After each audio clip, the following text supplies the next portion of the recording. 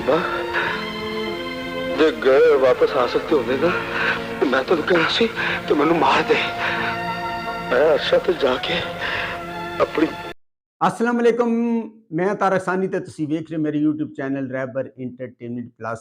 सुल्तान राय दी बड़ी ही ज़बरदस्त और बड़ी ही सुपर डुपर हिट फिल्म लैके तुहाडी खिदमत विच हाज़र हो रहे हैं ते इस फिल्म का नाम है लावारस। लावारस अपने दौर की सुपर हिट फिल्म सी और मैं तुहानूं दसदा जावां कि यह फिल्म यूट्यूब ते मौजूद नहीं है। 21 अक्तूबर 1983 बरोज़ जुमा रिलीज़ होने वाली एक रंगीन पंजाबी फिल्म वारस।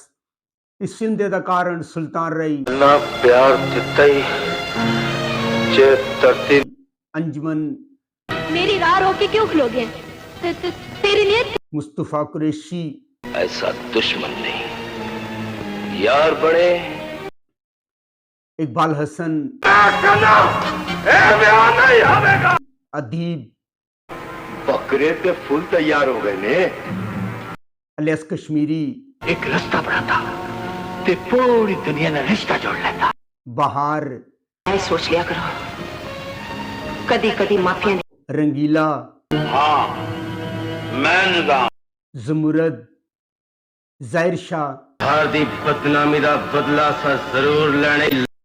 अनवर खान, आसान निजाम नु तेरे जे करना मजीद ज़रीफ, तेरा पुत्र बहकर की बुला पई है केड़ा नसरुल्ला भट्ट ते इल्ताफ खान।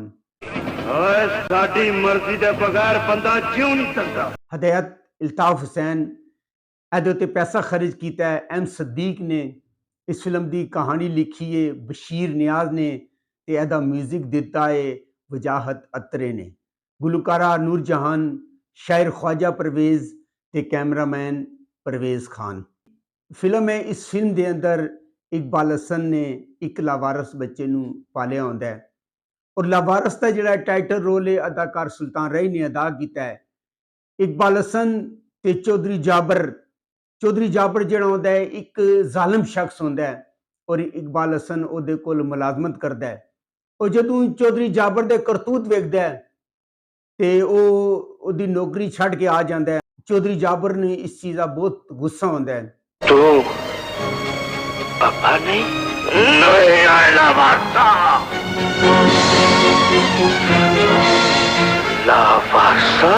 इकबाल हसन का नाम इस फिल्म अकबर खान होंदा है। जिस दिन अकबर खान की शादी होंदी है उस दिन वो आंदा है और आके अकबर खान की बीवी नूं कतल कर देंदा है और अकबर खान नूं भी अपनी तरफों वो मार के चला जाता है पर अकबर खान जिहड़ा होंदा है वो बच जाता है।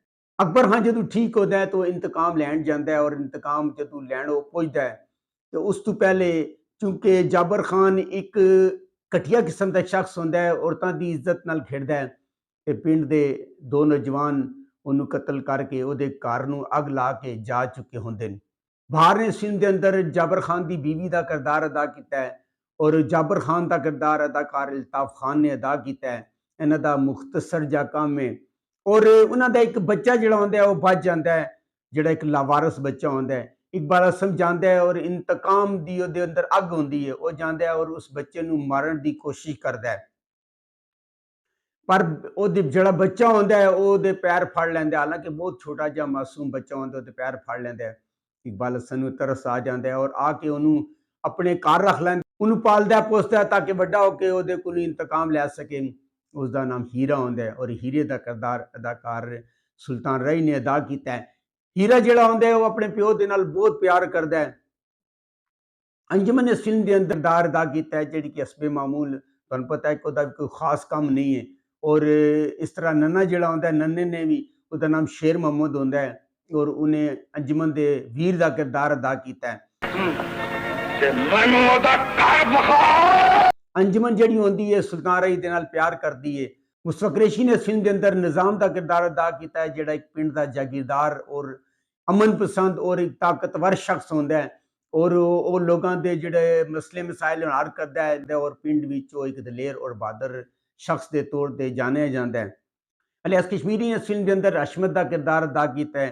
अशमत जिहड़ा होंदा है ओहदे 3 वीर होंदे ने, 2 जिहड़े वीर होंदे ने अनवर खान ते ज़ाहिर शाह ते तीजा जिहड़ा होंदा है ओहदा नाम अदीब होंदा है।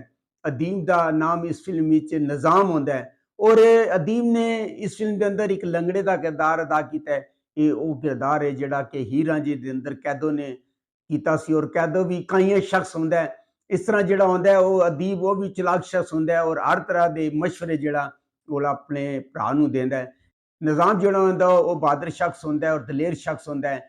ਇਹਦਾ ਜਿਹੜਾ ਚੌਧਰੀ ਹਸ਼ਮਤ ਹੁੰਦਾ ਹੈ ਉਹ ਚਾਲ ਚੱਲਦਾ ਹੈ, ਐਸੀ ਚਾਲ ਚੱਲਦਾ ਹੈ ਜਿਸ ਦੀ ਵਜ੍ਹਾ ਤੋਂ ਚੌਧਰੀ ਨਿਜ਼ਾਮ ਤੇ ਹਸ਼ਮਤ ਦੀ ਆਪਸੀ ਦੋਸਤੀ ਹੋ ਜਾਂਦੀ ਹੈ।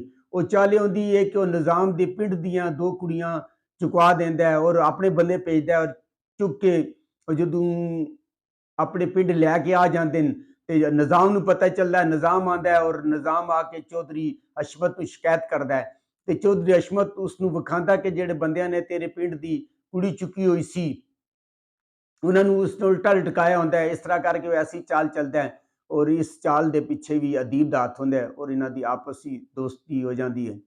ਹੀਰਾ ਜਿਹੜਾ ਹੁੰਦਾ ਹੈ, ਹੀਰਾ ਵੀ ਇੱਕ ਦਲੇਰ ਸ਼ਖਸ ਹੁੰਦਾ ਹੈ ਔਰ ਜਦੋਂ ਉਹਨੂੰ ਪਤਾ ਚੱਲਦਾ ਹੈ ਕਿ ਨਿਜ਼ਾਮ ਜਿਹੜਾ ਉਹ ਬਹੁਤ ਬਹਾਦਰ ਹੈ ਔਰ ਉਸ ਨੂੰ ਲੋਕ ਤਾਣੇ ਮਾਰਦੇ हैं कि अगर तू ਇੰਨੇ ਹੀ ਬਹਾਦਰ ਹੈ ਤੇ ਜਾ ਕੇ ਨਿਜ਼ਾਮ ਦਾ ਮੁਕਾਬਲਾ ਕਰ, ਉਹ ਆਉਂਦਾ ਹੈ ਔਰ ਨਿਜ਼ਾਮ ਨੂੰ ਢੂੰਡਦਾ ਹੈ। ਔਰ ਅੰਜਮਨ ਨੇ ਇਸ ਫਿਲਮ ਦੇ ਅੰਦਰ ਸ਼ਾਨੋ ਦਾ ਕਿਰਦਾਰ ਅਦਾ ਕੀਤਾ ਹੈ ਜਿਹੜਾ ਕਿ ਨੰਨੇ ਦੀ ਭੈਣ ਹੁੰਦੀ ਹੈ ਔਰ ਸ਼ਾਨੋ ਜਿਹੜੀ ਹੁੰਦੀ ਉਹ ਹੀਰੇ ਨੂੰ ਪਿਆਰ ਕਰਦੀ ਹੈ ਔਰ ਜਿਹੜਾ ਚੌਧਰੀ ਨਿਜ਼ਾਮ ਹੁੰਦਾ ਹੈ ਉਹ ਸ਼ਾਨੋ ਨੂੰ ਪਿਆਰ ਕਰਦਾ ਹੈ ਔਰ ਉਹਦੇ ਨਾਲ ਸ਼ਾਦੀ ਕਰਨਾ ਚਾਹੁੰਦਾ ਹੈ।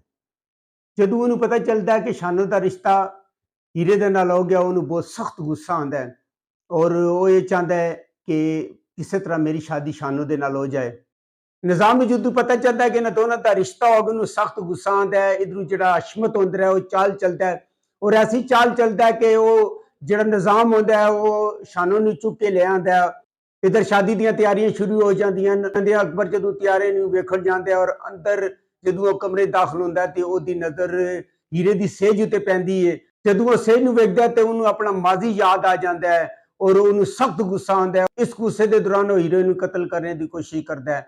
ਹੀਰੇ ਨੂੰ ਸਖਤ ਹੈਰਤ ਹੁੰਦੀ ਹੈ ਕਿ ਅਕਬਰ ਖਾਨ ਤੇ ਉਹਦਾ ਪਿਓ ਵੇ ਤੇ ਉਹਨੂੰ ਕਤਲ ਕਿਉਂ ਕਰਨਾ ਚਾਹੁੰਦਾ ਹੈ ਤੇ ਹੀਰਾ ਜਿਹੜਾ ਹੁੰਦਾ ਉਹ ਪਰੇਸ਼ਾਨ ਹੁੰਦਾ ਹੈ। ਅਕਬਰ ਉਹਨੂੰ ਸਾਰੀ ਦਾਸਤਾਨ ਸੁਣਾਉਂਦਾ ਕਿ ਇੱਕ ਲਾਵਾਰਸ ਬੱਚਾ ਹੈ ਔਰ ਉਹਨੂੰ ਉਹ ਕਤਲ ਕਰਨਾ ਚਾਹੁੰਦਾ ਸੀ ਲੇਕਿਨ ਉਹਦੇ ਉੱਤੇ ਤਰਸ ਆ ਗਿਆ।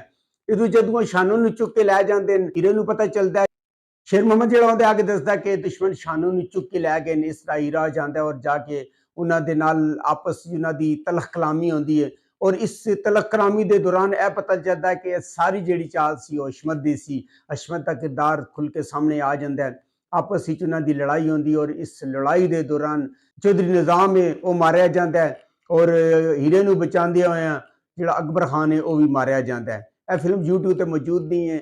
ਅਗਰ ਤੁਸੀਂ ਇਹ ਫਿਲਮ ਵੇਖਣੀ ਹੈ, ਫਿਲਮ ਤੁਹਾਨੂੰ YouTube ਤੇ ਨਹੀਂ ਮਿਲੇਗੀ। ਅਗਰ ਤੁਹਾਨੂੰ ਮੇਰੀ ਮਾਲੂਮਾਤ ਅੱਛੀ ਲੱਗੀ ਹੋਵੇ ਮੇਰੇ ਚੈਨਲ ਨੂੰ ਲਾਈਕ ਕਰੋ, ਸਬਸਕ੍ਰਾਈਬ ਕਰੋ ਤੇ ਸ਼ੇਅਰ ਕਰੋ ਤੇ ਨੈਕਸਟ ਵੀਡੀਓ ਤੱਕ ਰੱਬ ਰਾਖਾ।